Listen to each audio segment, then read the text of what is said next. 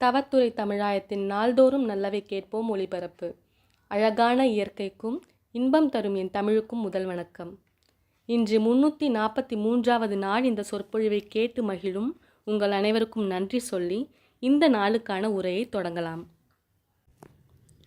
மனதில் உறுதி வேண்டும், மனதில் உறுதி வேண்டும், வாக்கினிலே இனிமை வேண்டும், நினைவு நல்லது வேண்டும், நெருங்கின பொருள் கைப்பட வேண்டும், மனதில் உறுதி வேண்டும், கனவு மெய்ப்பட வேண்டும், கைவசமாவது விரைவில் வேண்டும், கனவு மெய்ப்பட வேண்டும், கைவசமாவது விரைவில் வேண்டும், தனமும் இன்பமும் வேண்டும், தரணியிலே பெருமை வேண்டும், மனதில் உறுதி வேண்டும், கண் திறந்திட வேண்டும், காரியத்தில் உறுதி வேண்டும்,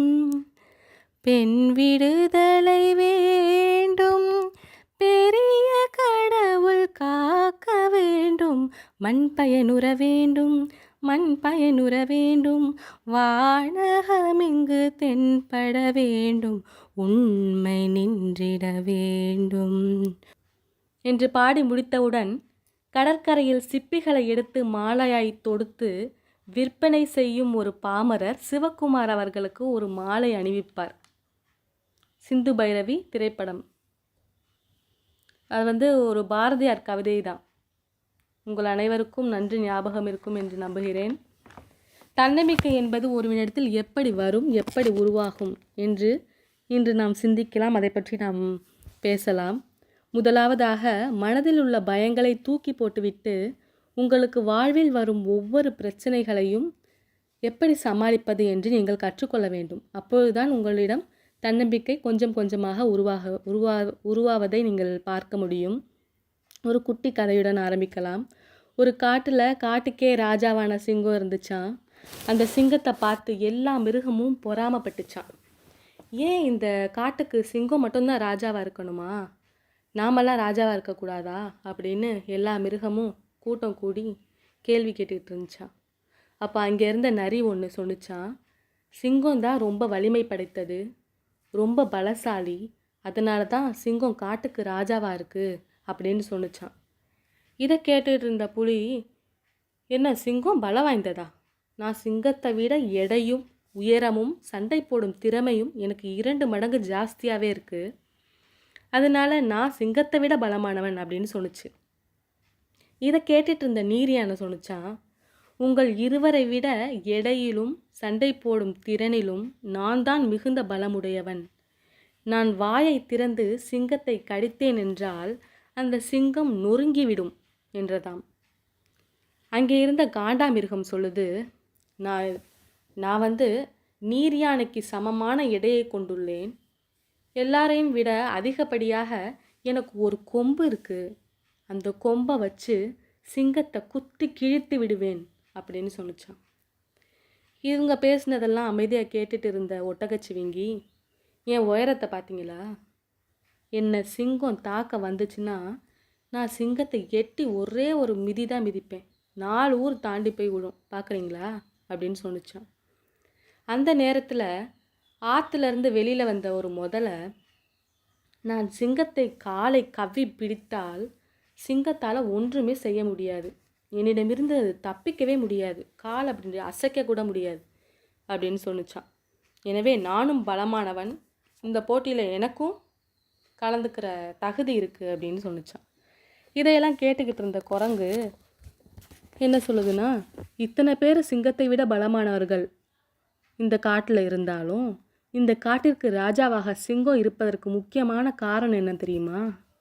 சிங்கம் பயந்ததே கிடையாது, அதுக்கு பயம்னா என்னன்னு தெரியாது, அதனால தான் இந்த காட்டுக்கு எப்போதுமே சிங்கம் தான் ராஜாவாக இருக்குது அப்படின்னு சொல்லி முடிச்சிச்சான். எப்படி இருந்தாலும் சரி, நாம் பலமானவர்கள், அனைவரும் சேர்ந்து சிங்கத்தை பயமுறுத்த வேண்டும், அல்லது சிங்கத்தை ஓட ஓட இந்த காட்டிலேருந்து விரட்டணும் அப்படின்னு இந்த எல்லா விலங்குகளும் முடிவு செஞ்சிச்சுங்களாம்.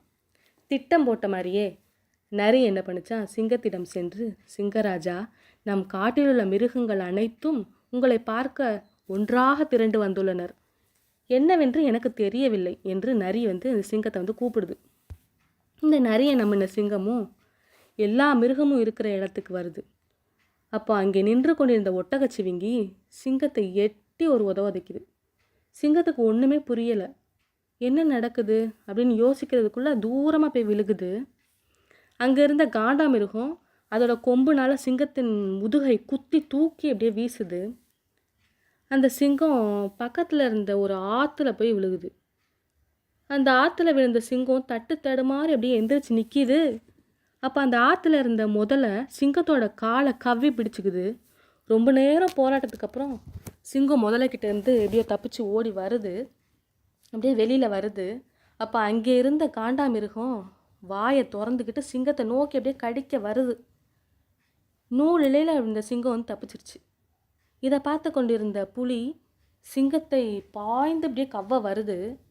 சிங்கம் அப்படியே நிலை தடுமாறி அப்படியே அப்படியே தட்டு தடுமாறி எந்திரிச்சு உட்காருது. இந்த சிங்கத்தோட நிலையை பார்த்தோன்னே அங்கே ஒரு 2-3 குரங்குங்க உட்காந்து ஏளனமாக அந்த சிங்கத்தை பார்த்து சிரிக்குதுங்க. அப்போ தான் சிங்கத்துக்கு புரியுது, எல்லா மிருகங்களும் நம்மளை அழிக்க நினைக்குதுங்க, நம்மளை தாக்கி நம்ம இந்த காட்டை விட்டு ஓட வைக்கணும் அப்படின்னு நினைக்குதுங்க அப்படின்னு அப்போ தான் அந்த சிங்கத்துக்கே புரியுது. பிறகு தான் சிங்கம் தன்னுடைய முழு பலத்தையும் பயன்படுத்தி ஒவ்வொரு மிருகத்தையும் தாக்கி வீசுது. அப்போது நீண்ட போராட்டத்திற்கு பிறகு ஒரு விலங்காக அப்படியே கீழே விழ ஆரம்பிக்குது. எல்லா மிருகங்களையும் கீழே தள்ளி விட்டு தரையில் தூக்கி எரிஞ்ச அந்த சிங்கம் இரவத்தில் தன்னந்தனியாக சிங்கம் நின்று எல்லா மிருகங்களையும் ஒரு பார்வை பார்த்துட்டு அதிகமான இரத்த காயங்களுடன் தன் குகையை நோக்கி செல்லுது. காலையில் விடிஞ்சதும் நேற்று இரவு நடந்த சண்டையினால் கண்டிப்பாக சிங்கத்திற்கு அதிகப்படியான இரத்த காயங்கள் ஏற்பட்டிருக்கும். ஒன்று அந்த சிங்கம் குகையிலே அதன் கதையை முடிந்துவிடும், அல்லது அதன் உடல் வலிமை இழந்து குகையை விட்டு இனிமேல் வெளியிலே வராது அப்படின்னு இந்த மற்ற மிருகங்கள்லாம் வெளியில் உட்காந்து யோசிச்சுட்டு இருந்துச்சுங்களாம். ஆனால் அந்த சிங்கம் உடல் முழுவதும் இரத்த காயங்களோட அதே கம்பீரமான நடையோட மீண்டும் எல்லா மிருகங்களும் நம்மை தாக்குங்கிற பயம் கொஞ்சம் கூட அந்த கண்களிலே இல்லாமல், நான் யாரு, என்னுடைய பலம் என்ன அப்படின்னு எனக்கு தெரியும், இப்போ நீங்களும் தெரிஞ்சுக்கோங்கன்னு சொல்கிற விதமாக குகையிலிருந்து வெளியில் எல்லா மிருகங்களையும் பார்த்து வேகமாக சத்தமாக அந்த சிங்கத்திற்கே உடைய தொனியில் கர்ஜித்ததான். எல்லா மிருகமும் அந்த சத்தத்தை கேட்டு பயந்து ஓடுது. அப்போ தான் எல்லா மிருகத்துக்கும் புரியுது, பலத்தாலோ அல்லது மற்ற மிருகங்களை தாக்கும் திறனாலோ இந்த காட்டுக்கே ராஜாவாக சிங்கம் இல்லை. எப்படிப்பட்ட பலமான மிருகங்கள் என்னை தாக்கினாலும் என்னால் அவர்களை எதிர்கொள்ள முடியும், என்னால் எந்த சூழ்நிலையிலும் என்னை காப்பாற்றிக் கொள்ள முடியும் என்ற தன்னம்பிக்கை என்னிடம் உள்ளது என்று சிங்கம் நினைப்பது. அதனால தான் இந்த காரணத்தினால தான் சிங்கம் காட்டுக்கே ராஜாவாக இருக்குது அப்படிங்கிறத மற்ற மிருகங்கள்லாம் புரிஞ்சுக்கிச்சான். இதே போல தான் நம் வாழ்க்கையிலும் பல மனிதர்கள் நம்முடைய தன்னம்பிக்கையை உடைப்பது போல பேசுவார்கள், நடந்தும் கொள்வார்கள். என்னதான் இருந்தாலும் நீ எனக்கு கீழே தான் என்று சொல்லி நம்மை நசுக்குவார்கள். இவற்றையெல்லாம் நம் மனதில் போட்டுக்கொள்ளாது சிங்கம் போல நம் வேலையை, நம் உயர்வுக்கான தேவையான வேலையை செய்து கொண்டு போய்கிட்டே இருக்கணும். பாரதியார் அருமையான பல கவிதைகளை நமக்கு தந்துவிட்டு சென்றிருக்கிறார். ஒவ்வொரு கவிதையும் பொக்கிஷமாய் போற்றி பாதுகாக்க வேண்டியது. அவர் படைப்பிலே எனக்கு மிகவும் பிடித்தது, தேடிச்சோறு நிதம் தின்று பல சின்னஞ்சிறு கதைகள் பேசி மனம் வாடி துன்பமிக உழன்று பிறர் வாட பல செயல்கள் செய்து நரை கூடி கிழப்பருவம் எய்தி கொடு கூற்றுக்கிரையென பின் மாயும் பல வேடிக்கை மனிதர் போலே நான் வீழ்வேன் என்று நினைத்தாயோ. இந்த கவிதைக்கு என்ன பொருள் என்றால், 3 வேளையும் தேடி தேடி பசிக்குதோ இல்லையோ நல்லா சாப்பிட்டு விட்டு பல வீட்டு கதைகளை பேசிவிட்டு தன்னோட வீட்டில் உள்ள துன்பத்தையும் நினைத்து மனம் வருந்திட்டு பல பேர் கஷ்டப்படுகிற மாதிரி பேசுறது, நடந்து கொள்வது போன்று இருந்து கொண்டு இப்படியே வாழ்க்கையை ஓட்டின பின்பு தன்னோட காலத்தை திரும்பி பார்த்தால்தான் தெரியுது, வயதாகி தலைமுடியெல்லாம் நரைத்து மாய்ந்து இறைந்து போகிற பல மனுஷர்கள் இருக்கிறார்கள் இந்த உலகத்தில். அது மாதிரி நான் சாகக்கூடாது அப்படின்னு பாரதியார் நினைக்கிறாரு. நினச்சிட்டு அந்த வரியோட நான் வீழ்வேன் என்று நினைத்தாயோ என்று அந்த வரியோடு அவர் இந்த கவிதையை முடிக்கலை. பிறகு ஆரம்பிக்கிறார். கடவுள்கிட்ட கேட்குறார், சில வரங்கள் கேட்குறார். எப்படி கேட்குறான்னு பார்க்கலாம். நின்னை சில வரங்கள் கேட்பேன், அவை நேரே இன்று எனக்கு தருவாய். என்றன் முன்னை தீயவினை பயன்கள் இன்னும் மூளாது அழிந்திடுதல் வேண்டும். இனி என்னை புதிய உயிராக்கி எனக்கு ஏதும் கவலை அறச் செய்து மதித்தன்னை மிக தெளிவு செய்து என்றும் சந்தோஷம் கொண்டிருக்கச் செய்வாய், என்றும் சந்தோஷம் கொண்டிருக்கச் செய்வாய் என்று சொல்லி முடிப்பார்.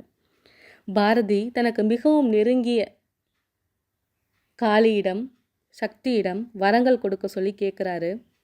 சில வரங்கள் கேட்பேன், அது இன்றைக்கே அவருக்கு தரணும் என்று அடம் பிடித்து கேட்கிறார் பாருங்க. அப்படி என்ன வரம் அவர் கேட்குறாரு என்றால், நான் இதுவரைக்கும் செய்த பாவங்கள் எல்லாம், இவ்வளோ நாள் நான் செஞ்ச பாவங்கள் எல்லாம் என்னை விட்டு நீங்க வேண்டும். என்னை ஒரு புது மனுஷனாக்கி, என்னை ஒரு புது உயிராக்கி, நான் எந்த ஒரு கவலையுமே இல்லாமல் தெளிவான புத்தியோடு இந்த உலகத்தில் சந்தோஷமாக இருக்கணும் காளி சக்தியே அப்படின்னு அவரோட கடவுள்கிட்ட வேண்டிக்கிறாரு. இதுலேருந்து நமக்கு என்ன தெரியுதுன்னா, தன்னம்பிக்கையை நாம் இப்படித்தான் கடவுளிடமோ அல்லது இயற்கையிடமோ கேட்டு கேட்டு பெற்றுக்கொள்ள வேண்டும். ஒவ்வொரு தனி மனிதனும் தன்னம்பிக்கையை வளர்த்து கொண்டு நம் சமுதாயத்திற்காக பாடுபட வேண்டும், முன்னேற்ற பாதையில் நடத்த வேண்டும். தன்னம்பிக்கையை ஒரே நாளில் ஈஸியாக நம்மளால் பெற்றுக்கொள்ள முடியாது. அதற்காக நாம் ஒவ்வொரு தருணங்களையும் எப்படி நம்ம எதிர்கொள்கிறோம் அப்படிங்கிறத பார்த்து நம்மளோட தன்னம்பிக்கையை நம்ம வளர்த்து தான் கொள்ள முடியும். ஒவ்வொரு தனி மனிதனுடைய நம்பிக்கையும் வளர்த்து கொள்வது தான் இன்றைய காலத்தில் மிக முக்கியமாக இருக்கிறது என்று நாம் இப்பகுதியிலே சிந்தித்து கொள்கிறோம். மேலும் ஒரு நல்ல சிந்தனையோடு நாளை சந்திப்போம். நன்றி, வணக்கம்.